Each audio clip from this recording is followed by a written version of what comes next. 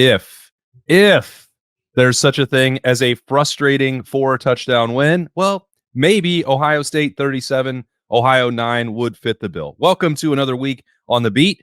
I am Austin Ward, joined as always on a Monday as we kick it off with Zach Boren for a Boren Blitz. And does that fit for you, Zach? How did you leave on Saturday night at the Horseshoe? A little frustrating, but this is the positive in it, is that there are games, and I say games plural because it will happen multiple times, where you are not completely satisfied with a win and you have this taste in your mouth. It happened multiple times last year. Heck, we had to discuss 2 losses last year, right? So if you are having this taste in your mouth, and this classifies as one of those games that might be a frustrating game, and it's a 4-touchdown win, not the worst thing by any means, right? They are obviously going to use a lot of things to learn from this tape.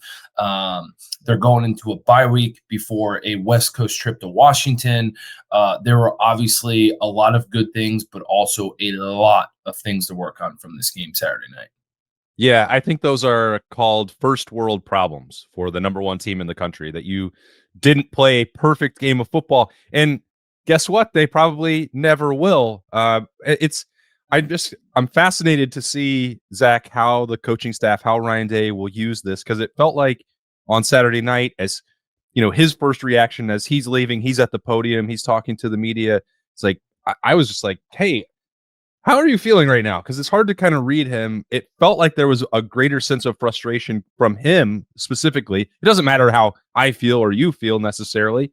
But the lessons learned is the thing that he kept coming back to, and that they have to take some of the mistakes and getting bogged down in the red zone. As you mentioned, they gave up a deep shot for the first time all year for a defensive touch, giving up a touchdown on defense. Some things that were kind of uncharacteristic for them, but they have to carry that into this improvement week, the off week, and get them corrected, and they probably will. So I guess you've been through this process, Zach. A coaching staff will be able to maybe get the attention of the Buckeyes, because that will be the quote unquote silver lining of winning comfortably and making a bunch of mistakes. Yeah. I mean, all elite coaches are perfectionists. You look at the best coaches to ever come through the game, any game actually, they're all perfectionists. And Ryan Day is as elite of a coach as they come. So when you're leaving the game Saturday night, he obviously is not happy with a lot of the execution, a lot of the decision making from his quarterback, plus many other players on that field. But to your point, it's coming at such a good time, because when you go into these weeks, especially early on in the season, you're able to regroup. Hey, listen, we had 3 games that we played. We have tons of data, tons of film, tons of things that we know that we can work on, and actually things that we're good at.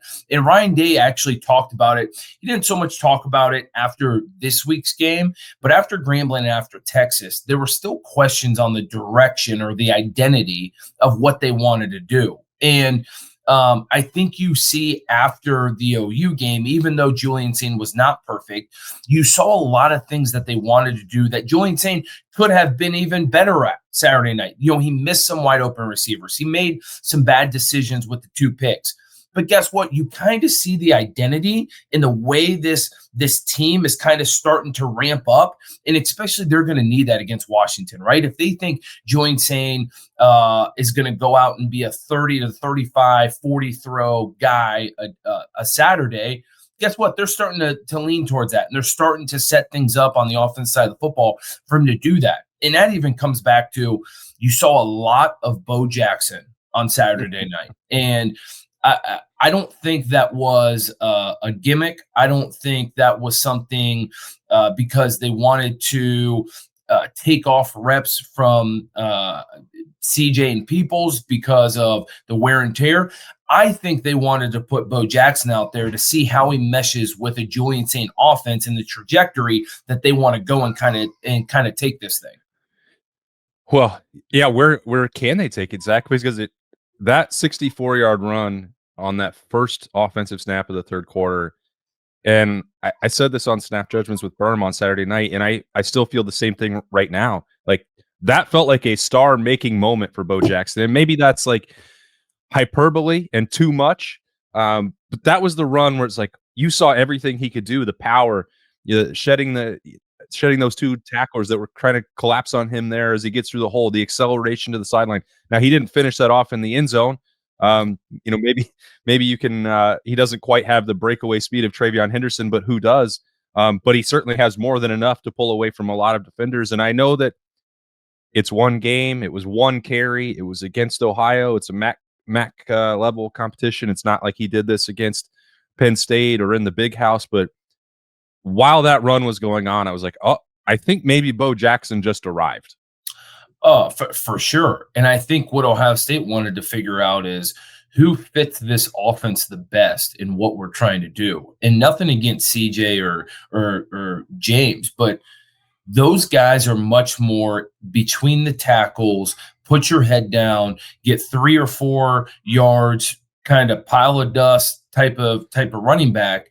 And you saw when they were able to spread out OU Saturday night, which they want to do with the weapons that they have at wide receiver.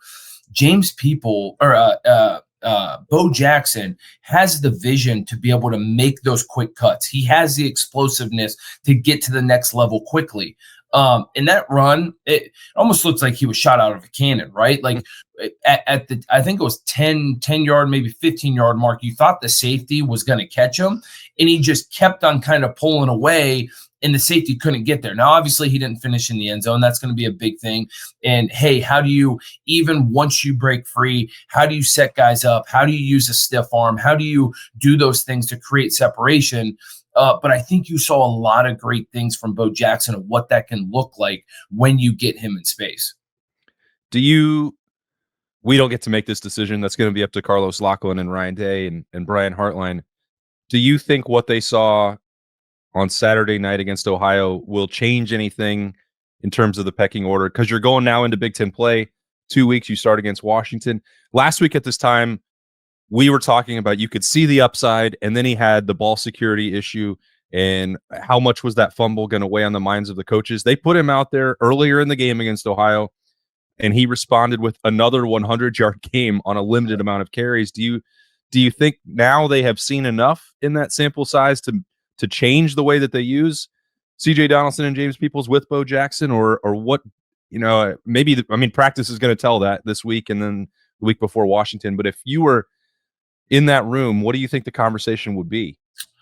If I was in that room, I think the writing was on the wall, right? From the performance that Bo Jackson gave you on Saturday night. They put him in there. If I'm the coach, I'm putting him in there to see what he can give me, because you can't put him in on the road against Washington as his first time getting more reps or getting more involved in the offense. Saturday night was his time to shine. It's like, hey, buddy, you're either showing out or the pecking order is going to stay the same, and you'll have very limited reps. I think he went out and balled out and showed, hey, listen, you can trust me to go on the road against Washington and give me 10 to 15 touches, right? You can trust me once we get into Big Ten play. And here's the thing, you brought up it's against OU. But guess what? We weren't breaking really many runs against Grambling either, right? True. And James Peoples and CJ Donaldson, like I said, I really like them as players, but they still got rushes Saturday night against OU, right? And there weren't really many that were broken open. And so it's not like Bo Jackson was the only one running the ball Saturday night against OU, and the competition is skewed based off of what those guys are doing. I think Bo Jackson went out there, gave them a completely different dynamic, something that they've been looking for, that kind of that home run hitter that we've seen this team have. And to be honest, I don't want to make this comparison because I know we've kind of made it for James People as times went on, but Bo Jackson Saturday night kind of reminded me of like that J.K. Dobbins, his first couple games of his freshman year. He started as a true freshman. Everyone was a little like, oh, well, okay, let's see what this guy can do, right? I remember his first game, I think, was on the road at Indiana, and everyone's kind of surprised that he's out there. And you saw some flashes, you kind of saw some mistakes. But one thing that you saw from J.K. as the year went on, and I think this is what the coaches are thinking, is the more reps he got, the more touches he got, the more confident that he got in his ability. And you saw him truly take off as that year went on. I think that was kind of the first step in getting Bo Jackson reps, getting some confidence, because as you go into Big Ten play, now it's like, hey, buddy, here we go. We might need to rely on you in some of these games. Yeah, I think maybe at that position more than any other.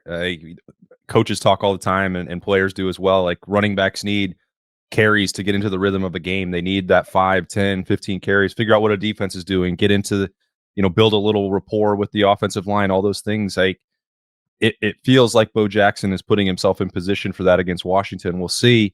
I'm trying to keep in mind as well, like we are expecting that perfection that's never going to happen. Like Julian Sayin set such a high bar for himself, beating Texas in his debut, being like as close to perfect as you can be against Grambling, that maybe there is this inclination, speaking for myself, to be like, well, that's just what it is now. He's going to be on this rocket ship and he's never going to make any mistakes. And the 5-star phenom is living up to that, and look out. And you look at the numbers and they're still like jaw dropping overall for Julian Sayin on Saturday night against OU. But you have the turnovers, you have some of the red zone issues mixed in there. And that was his third college football start. I'm trying to keep that in mind. Like he's going to have these lessons learned that Ryan Day was harping on. And I think we saw some of those with him. He's still going to be fine. There's no need to panic, but those, I'm trying to remind myself of that this is a true sophomore in his third start, and everything else was still pretty darn good, because those deep balls, maybe I should be focusing more on those than the interceptions, although the interceptions, you can't have those either. Yeah, this might be a really bad take to some people, and Ryan Day might be thinking this way, but isn't going to do it to the media. It's probably a very good thing that Julian Sayin made these mistakes and did what he did on Saturday night. And the reason why is because you hit the nail on the head. You are expecting perfection every single game, right? And Ryan Day expects perfection every single game. But let's be honest, that's not going to happen, right? Tom Brady wasn't perfect in every single game. And so for Ryan, he's probably extremely happy that these interceptions happen in this game. He's probably extremely happy that these red zone woos happen in this game. He's probably happy that Julian Sayin completely missed a couple wide open wide receivers Saturday night in this game. And the reason why I say that is because you come out of this game still with the margin of victory that you did, and you have all of these things to work on, to look at, to build on. Like, the only way to get better and the only way to move forward and work towards that perfection is to make mistakes in games and learn from them, right? And so guess what? It could be very different from making these mistakes in a losing effort, right? If you go out and lose a game and you make those mistakes in the red zone, you throw those picks, it's a lot harder of a Sunday morning, right, in that facility than it is after a 4-score win. And so Ryan Day's probably extremely happy that stuff happened, because now going on the road, Julian Sayin's first ever test at Washington, which I don't think people are giving enough credit to Washington. It's a team that plays really well in their home stadium. It's a really hard place to play. It's loud. They are going to be ready for the Buckeyes. I don't know the last time Ohio State's played at Washington. It has to be early 2000s, right? Something like that. I think the last they had the home and home, I think that was in the early 90s. Early 90s. Okay. But anywho, Washington fans are going to be extremely excited to get the number one team in the country out there. And so for Julian to have some learning tape, some teaching tape of these mistakes, what can you do in these situations? Hey, why did you not see the wide open wide receiver with this look, right? Why did you automatically go to your second or third read? Like, these are all great things to learn from. And so, like I said, maybe it's a bad take, because as a Buckeye fan, Buckeye Nation, we expect perfection every single time. Well, sometimes it's a good time to have a learning curve. And I think that was Julian Sayin Saturday night. Yeah. The defense had one of those as well with the throw deep on Lorenzo Styles Jr. He also left the game shortly after that with a shoulder injury. We saw Berman and I talked with Lorenzo after the game. He had a big ice pack on that, but it doesn't sound like that's a long-term issue. And one of the things with Lorenzo in that nickel, and one of the reasons I was pretty optimistic about what he could do. The first 2 games were really good for him, especially against Texas, and they didn't take him off. Ohio State didn't take him off the field at all.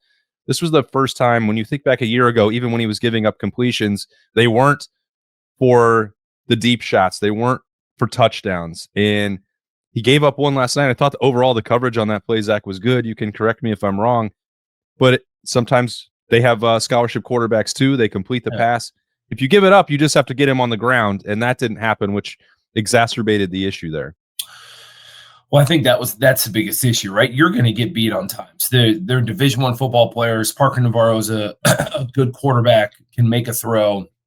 You simply got beat. The issue is once you gave up that completion, you didn't get the guy on the ground. That's the biggest thing. And they're going to be talking about that to the entire secondary from that standpoint of, hey, guys, we're going to give up completions. We're going to do these things. We got to get them down and live to play another down. Yeah, I mean, it goes back to the perfection thing, man. You're going to get beat. You're going to give up touchdowns. I think, after the Buckeyes defense had dominated Texas week 1, still gave up 7 points, but then, you don't give up anything to Grambling. And I think everyone's expecting like, oh my God, this defense isn't going to give up any points to any offense the rest of the year.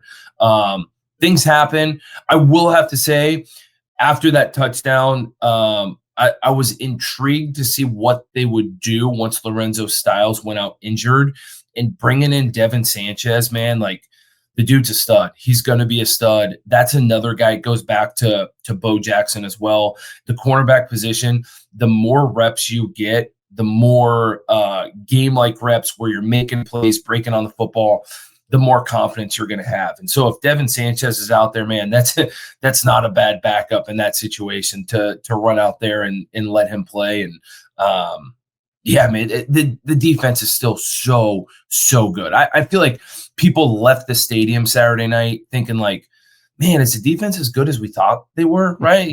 It just didn't look as dominant as, they did the first 2 weeks. Like maybe they're not. That defense is dominant, man. That defense is really good. That's a great point about what Ohio State elected to do at nickel when they needed to go to the depth.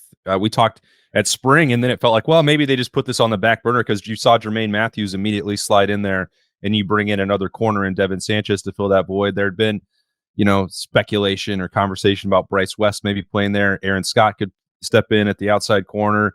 Do you have another safety? You put Malik Hartford in the game. No, they're like, Jermaine Matthews is going to be on the field and he can handle that role. I think that's pretty significant moving forward.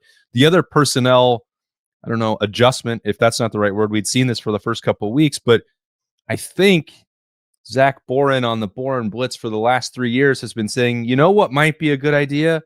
Letting Kaden Curry move around the defensive line and putting him against a center. That seems pretty unfair. Kaden Curry, mate, you're taking some of my thunder to end the show. But I know what I want you to, pat. You don't have to pat yourself on the back, so I'll do that for you. You've been saying this would be a threat for years. I am a huge fan of Kaden Curry. He reminds me in such a weird way. He reminds me so much of John Simon, a guy that I played with, and they have different body types, but they're both that gritty, twitchy, play to the whistle kind of players. And that's what I love, right? Like you put that guy in any situation, he's going to give you everything he has until the whistle is blown and the play's over. And so, the dude has just been building more and more confidence week after week. The sack that he had when he lined up over the center, he literally, I don't know if he bull rushed the center and the guard and bull rushed them both into the quarterback and made the sack. I'm like, I'm watching the replay in the stadium and I'm like, he bull rushed 2 dudes on the same play. Like, how does that happen, right? And everyone for so long was talking about, Kaden Curry doesn't have the girth to play, Ohio State. He can't play the run. He can't do these things. Like, he's a specialty kind of player on 3rd and long and pass rush situations. The dude can play. It doesn't matter who you put him up against. I'll tell you this much. That center and guard have a hell of a lot more weight on him than the normal guy. Those at least over 300-pound dudes, right? Right. And he literally just crushed the pocket back into Parker Navarro's lap and made a huge sack at that point. And he's been all around the field. I love what Matt Patricia is doing with the defensive front, moving guys in different spots, going down from 4 down to 3 down, doing so many different things. And Kaden Curry is just reaping so much of that success. Well, that feels like a bit of a spoiler. As you said, I stole your thunder as we get to the end with a 3-and-out on the Boren Blitz. Players of the game from Ohio State 37, Ohio 9. I knew Kaden Curry was going to be in there, but I wanted to talk about him anyway. Kaden Curry's a stud, man. I want to keep on just talking about Kaden because I'm so pumped about for him. I'm so pumped that he's showing Ohio State what he can do. Like a guy like that, man, with the talent he has, and now in college football nowadays, 95% of the time he's on a different roster at another school, right? Let's just call a spade a spade.